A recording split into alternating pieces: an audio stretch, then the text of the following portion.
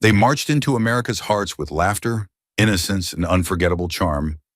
But the real-life stories of the cast of Gomer Pyle, USMC 1964 to 1969, are far more complex and often heartbreakingly tragic. While the show delivered wholesome comedy and patriotic spirit during one of the country's most turbulent decades, several of its beloved stars were quietly battling demons behind the scenes. Some died too young, others faded into obscurity, and a few carried emotional scars that never healed. In this deep dive, we uncover the hidden sorrows, personal struggles, and untold tragedies that mark the final chapters of the actors who brought Gomer Pyle to life. Jim Nabors was born on June 12, 1930, and played Private Gomer Pyle in Gomer Pyle, U.S.M.C. 1964, at the age of 34. His portrayal of the wide-eyed, good-natured Southern Marine became instantly iconic, with audiences falling in love with his innocence, clumsy loyalty, and unforgettable exclamations like "Shazam!" and "Golly!" But while the world laughed with Gomer, Nabors himself led a life full of secrets, silent struggles, and carefully curated public perception. Raised in rural Alabama by a deeply conservative family, Nabors was often bullied for his high-pitched voice and effeminate mannerisms, which he compensated for by developing a rich baritone, singing voice in secret. Despite his eventual success, he faced repeated rejections early on. His voice was considered too unusual for leading man roles, and several networks flatly refused to cast him outside of comedic parts. Off-camera, Nabors lived a double life for decades due to his sexuality, which he concealed amid fears of career suicide in 1960s Hollywood. A long-standing rumor of a secret marriage to actor Rock Hudson circulated for years, though both denied it publicly. Behind his gentle on-screen persona, Nabors was fiercely private and deeply paranoid about exposure. Close friends recall him abruptly cutting people off over minor breaches of trust. His biggest career humiliation came after CBS abruptly canceled the Jim Nabors Hour in 1971 despite high ratings, allegedly due to internal discomfort over his personal life. In relationships, Nabors remained monogamous but closeted until the final years of his life, marrying his partner Stan Cadwallader in 2013. The couple lived quietly in Honolulu, where Nabors battled numerous health issues, including a near-fatal hepatitis B infection from contaminated food in India, which led to a liver transplant in 1994. He died on November 30, 2017, at age 87, in his Hawaiian mansion overlooking the ocean. At the time of his death, his estate included multiple properties in Hawaii and California, music royalties and investments, with an estimated net worth of $40 million. Though he avoided scandal, the silence he maintained was its own kind of burden, one born from an industry that asked him to smile while hiding everything else. Ted Bessel, born Howard Weston. Bessel Jr. on March 20, 1935, played Private Francis Frankie Lombardi in Gomer Pyle, USMC beginning in 1965, when he was 30 years old. Frankie Lombardi was the affable, slightly dopey Marine whose lighthearted attitude balanced the military discipline of the show. The character was a gentle comedic presence, and Bessel infused him with sincerity that endeared him to audiences, masking the fact that behind the scenes, his own life was far messier than the sanitized sitcom suggested. Bessel was a former child prodigy pianist who performed at Carnegie Hall at age 12. But his parents pushed him into entertainment obsessively, fostering an intense fear of failure that haunted him into adulthood. His early acting years were filled with disappointments, canceled pilots, humiliating auditions, and a short-lived stint as a soap opera actor that he once referred to as soul-crushing. Privately, Bessel battled with reputation anxiety and was notoriously controlling on set, often rewriting lines or undermining directors. He had a reputation for chasing starlets, and one of his earliest marriages was to a burlesque dancer he left after just 6 months, fueling whispers of infidelity and emotional instability. His biggest failure came in the late 70s when he attempted to transition into feature film directing with a romantic comedy that was panned before release and quietly shelved. Friends claimed the flop pushed him into a period of reclusion, where he briefly dabbled in Scientology, before distancing himself from the group. Though he eventually found stability directing for the Tracy Ullman Show, those closest to him said he remained deeply insecure. His marriage to Linnell Nabori brought calm in later years, but he remained emotionally distant from his children, according to relatives. On October 6, 1996, Bessel died suddenly of a ruptured aortic aneurysm in Los Angeles at age 61.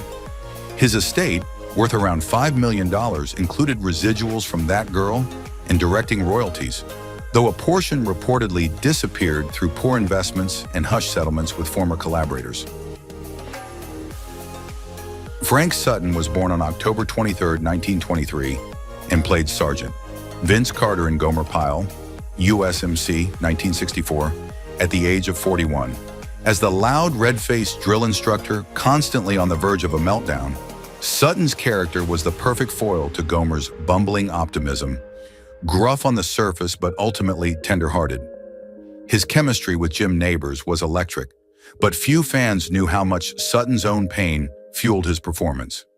Raised in poverty in Clarksville, Tennessee, his father died when Frank was just 14, forcing him to take odd jobs to support his family.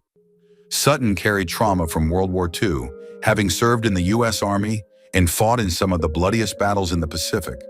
Though he rarely spoke of it, friends noted he suffered from undiagnosed PTSD, often retreating into explosive rages or deep depressive silences.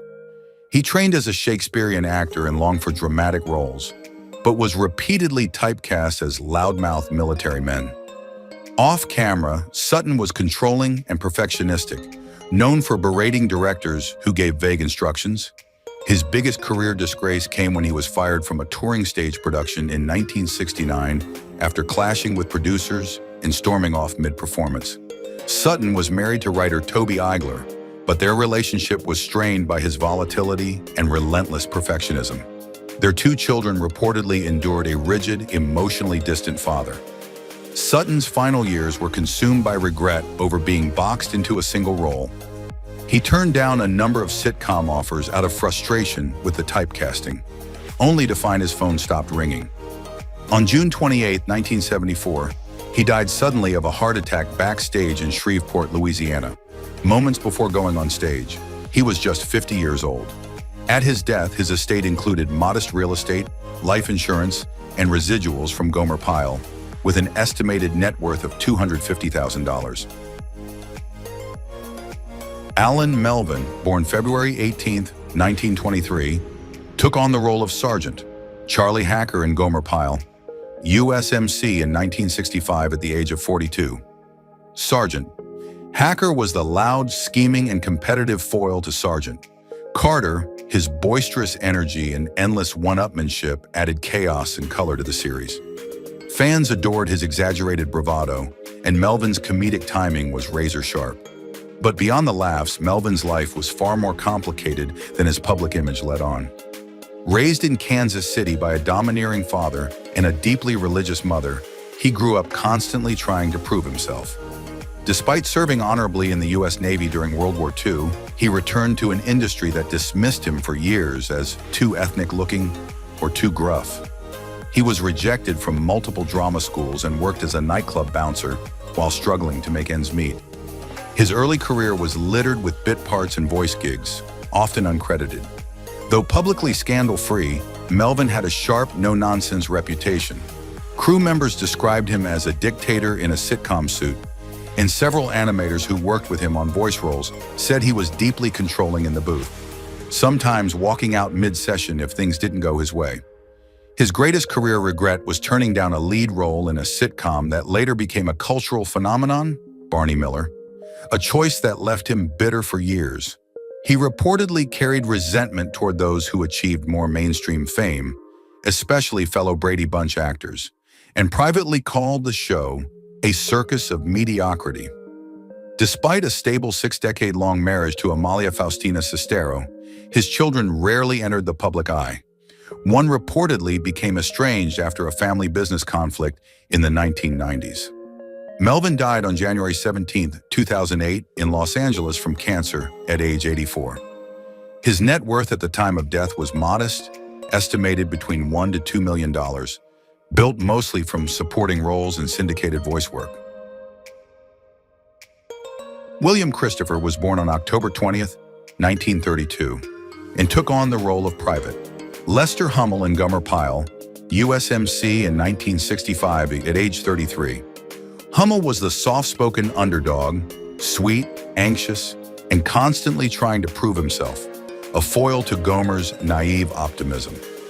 Viewers connected with Hummel's sincerity and vulnerability, often seeing in him their own quiet insecurities. But William Christopher's private world was far messier than his serene TV image suggested. Raised in a cold, emotionally distant home in Evanston, Illinois, Christopher grew up with a speech impediment and was relentlessly mocked by peers. He developed a lifelong fear of confrontation and became a people-pleaser to a fault. His early career was riddled with humiliations.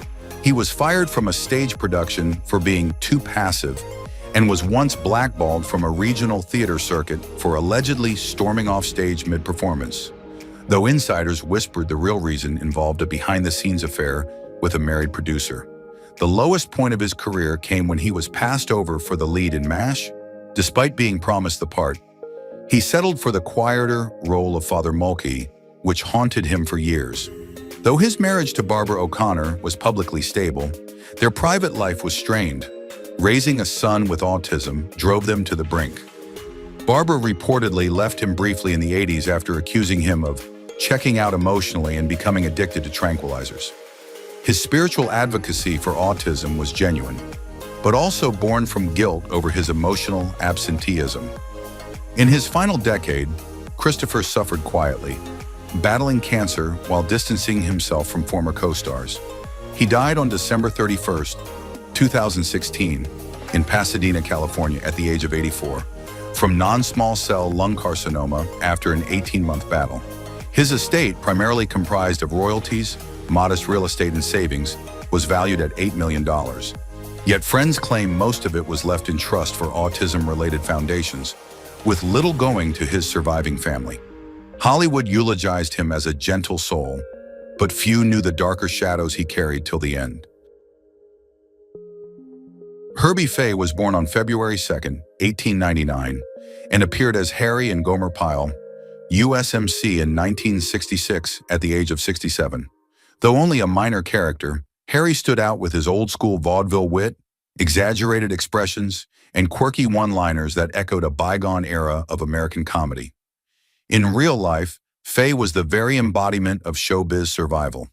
Born into the working-class streets of New York City, he escaped poverty through the grueling vaudeville circuit, sleeping in dressing rooms and surviving on scraps between gigs. His childhood was steeped in instability.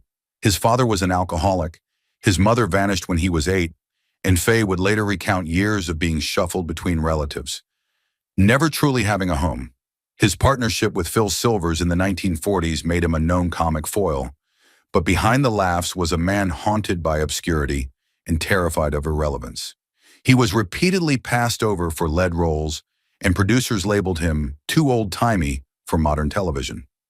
Fay struggled with gambling addiction throughout the 50s, losing tens of thousands in Vegas and reportedly being roughed up over debts.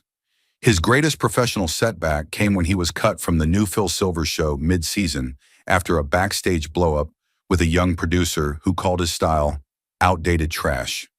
His marriage to Mary Lou was long but troubled. Close friends spoke of long separations, and whispers of infidelity followed Fay in both coast comedy circuits. Despite his setbacks, he kept working, doing commercials, voice work, and the occasional walk-on role.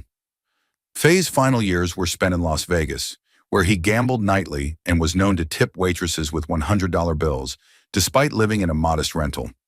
He died of heart failure on June 28, 1980, at age 81. His estate included no property and little cash, though he left behind dozens of vintage scripts and rare vaudeville memorabilia. His total net worth at the time of death was estimated under $50,000. A sobering end for a man who once played to packed theaters but left the world quietly, remembered only by a few who still recalled how brightly he once lit up the stage. Ken Lynch was born on July 15, 1910, and appeared in Gomer Pyle, USMC in 1965 as a stern FBI agent at the age of 55. Known for his cold glare and gruff demeanor, Lynch's character represented military oversight and bureaucracy, a perfect counter to the chaos of Gomer's world. Yet few knew how much that deadpan authority reflected his own dark temperament. Born into a strict Irish Catholic family in Albany, Lynch grew up under the boot of an alcoholic father and emotionally distant mother. He ran away at 17, hitchhiking to New York City and lying about his age to join a traveling radio troupe. His career was built on hard knocks, and colleagues often described him as intimidating, prone to sudden outbursts and deep mistrust of others. Lynch was infamously difficult on set. He once slapped a production assistant during a shoot for McCloud and was almost dropped from the Twilight Zone due to an alleged physical altercation with a fellow actor. His most crushing career failure came when he was cast as a lead in a proposed spin-off from Dragnet, only to be replaced after 2 episodes due to creative conflicts, a coded phrase masking a behind-the-scenes blow-up with producers. His marriage to Katherine Griffin was riddled with problems, including her multiple hospitalizations for depression and his rumored affairs with extras and younger actresses.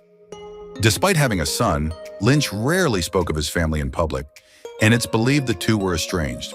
In the 70s, he opened a flower shop in North Hollywood, not out of passion but to launder side income from underground poker games he frequented. He died on February 13, 1990, at the age of 79 in Burbank from a viral illness. At his death, he left behind modest real estate, a handful of Sage pension accounts, and less than $1 million in liquid assets. His reputation? A fierce actor with an iron mask, and a volatile man whose fury burned just beneath the surface. Barbara Stewart was born on July 17, 1927, and took on the role of Bunny in Gomer Pyle, U.S.M.C. in 1964 at the age of 37. Bunny was Sergeant, Carter's loyal girlfriend, offering a romantic foil to his gruff, macho energy. With her big smile, platinum hair, and gentle sass, Bunny was beloved by viewers, though her screen time was limited. Off-camera, Barbara Stewart's life was anything but sweet sitcom simplicity. Born Barbara Ann McNeese in small-town Illinois, she escaped a deeply conservative, stifling upbringing, where early rumors of sexual assault by a family acquaintance were buried by shame and silence.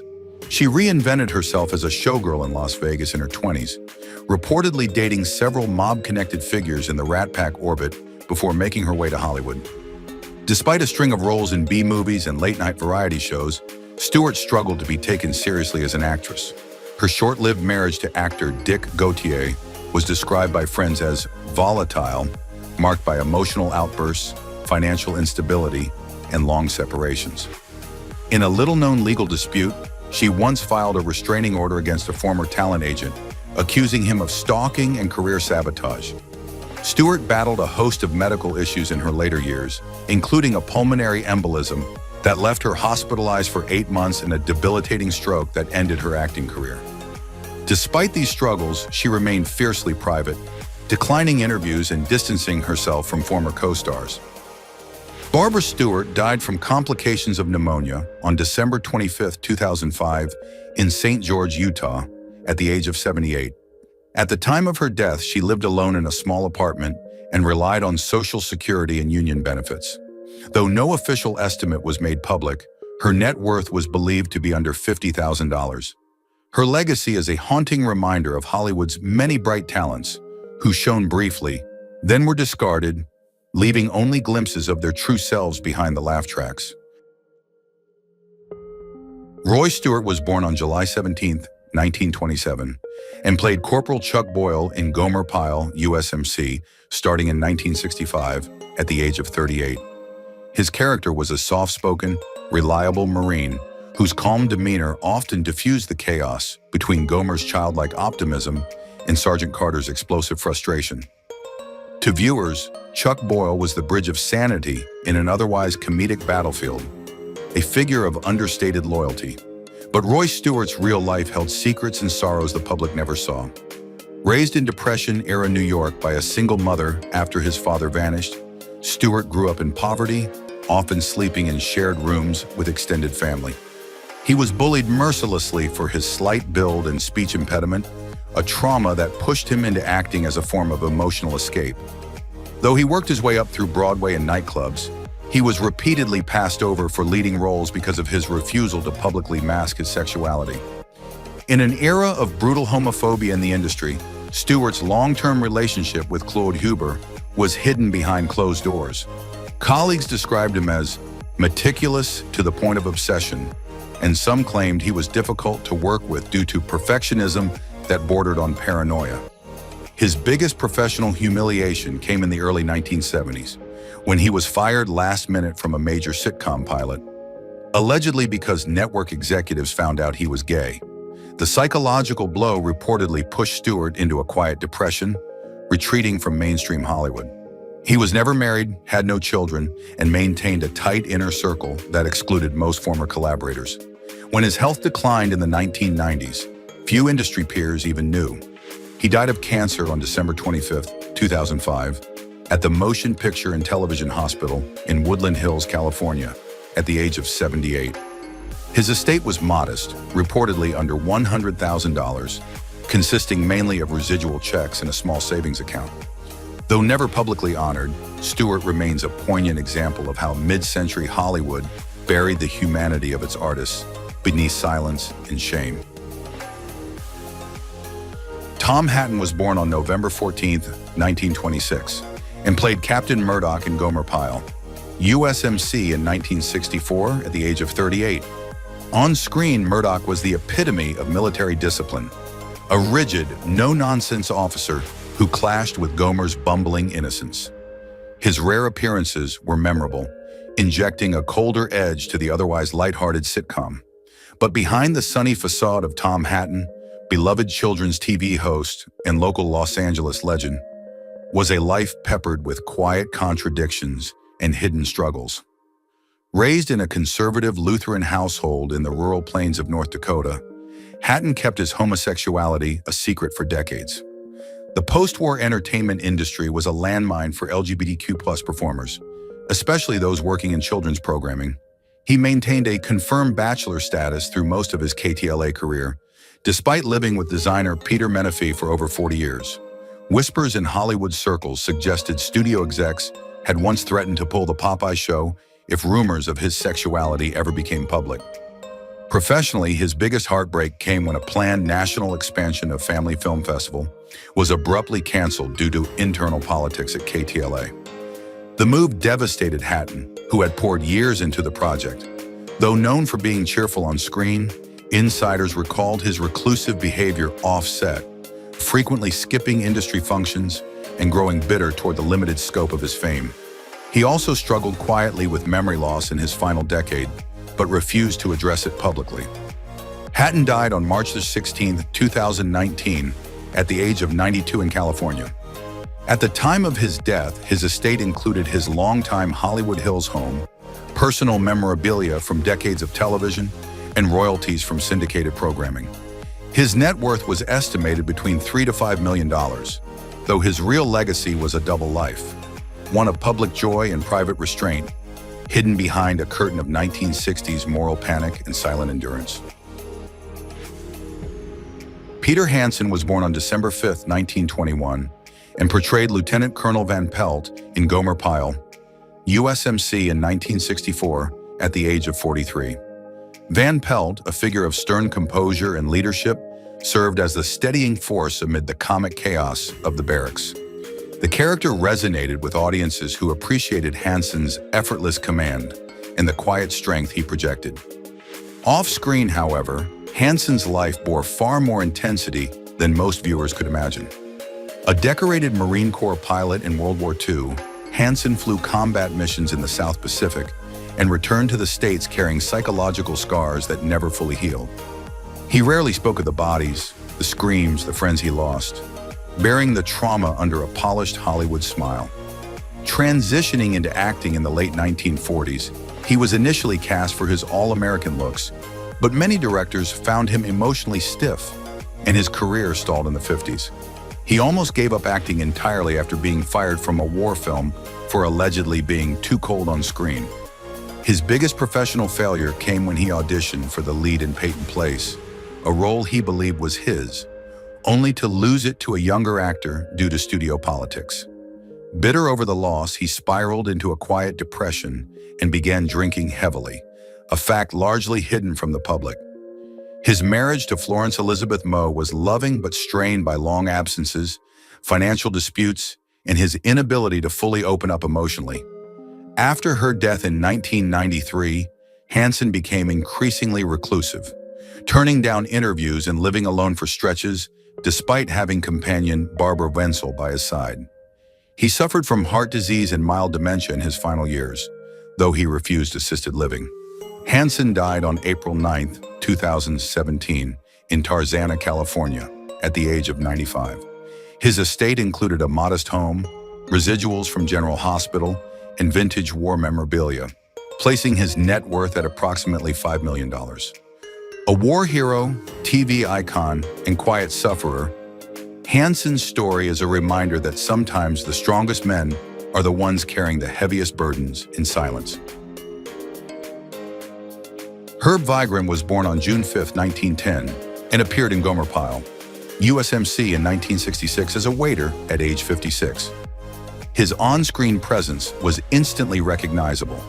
The everyman with a worn face and a voice like sandpaper, often cast as the flustered clerk, the nosy neighbor, or the bemused bartender. But Herb Vigran was far more complex than his comedic cameos let on. Born in Cincinnati, he graduated from Indiana University with a law degree before abandoning the courtroom for vaudeville stages.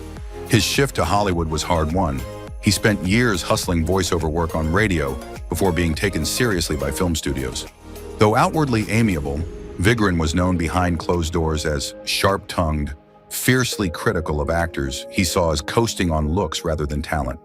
He once clashed so severely with a sitcom lead in the 1970s that he was blacklisted from that network for over 2 years. Though his marriage to Belle Pasternak lasted until his death, insiders claimed the relationship suffered under his workaholic tendencies and alleged gambling habit. His greatest professional disappointment was losing a coveted recurring role in The Andy Griffith Show due to contract disputes and what one producer called ego friction. That decision haunted him for decades, as he remained relegated to one-off appearances while peers secured syndication gold. In his later years, he became a recluse, reportedly bitter about never having achieved lasting recognition. He died of cancer on November 29, 1986 in Los Angeles at 76. Despite over 350 credits, his estate was valued at under $250,000, much of it eaten by medical costs and unpaid loans. Though forgotten by mainstream audiences, his peers remembered him as a razor-smart actor who never played the game, but quietly resented those who did. Paul Brier was born on February 21, 1910, and portrayed a bartender in Gomer Pyle, U.S.M.C. in 1966 at the age of 56. Though a minor role, it fit perfectly into Brier's long-standing archetype: quiet, working-class men who said little but grounded scenes in gritty realism. Viewers wouldn't have known it, but Brier's Hollywood journey was one of relentless invisibility. Born Gabriel Paul Barrero in Manhattan, he grew up in a struggling French-American family with 5 siblings, often taking odd jobs to support his parents during the Depression. His early years in show business were marked by crushing anonymity. He was uncredited in dozens of films, paid poorly, and often worked 16-hour days on set. Despite appearing in over 220 productions, Brier was often treated as disposable, a name never mentioned in reviews, his characters rarely given full names. In the 1950s, he battled alcohol dependence, leading to 2 quiet stints in rehab under assumed names, which were kept out of the press through favors from friends in the Screen Actors Guild. His marriage to actress Claudia Brier was described by insiders as enduring but distant, with some speculating they lived mostly separate lives. Their son, Paul Barrere, later rock musician of Little Feat, allegedly struggled with his father's emotional detachment and absence during formative years. Brier never achieved stardom, but quietly built a resume that earned him admiration from casting directors, if not the public. Off-screen, he was known as fiercely private, avoiding parties and interviews entirely. He died on August 30th, 1985, in Van Nuys, California, from age-related complications at 75. There is no public record of his net worth, but colleagues estimated his estate at under $300,000, mostly made up of residual checks, union pensions, and a modest home in the valley. In the end, Paul Brier left behind no scandal, but also no legacy of fame. Only the quiet memory of a man who kept Hollywood's gears turning while remaining practically invisible. Thank you for watching as we reflected on the lives and legacies of the actors from Gomer Pyle, U.S.M.C. who are no longer with us. Their humor, charm, and unforgettable performances brought joy to millions and helped shape the show into a classic. While their journeys ended far too soon, their impact lives on through every scene, every laugh, and every memory they've left behind. As we honor their lives, we're reminded of how deeply television can touch our hearts. Join us next time as we look back at more stars who left us too soon, but whose stories continue to shine.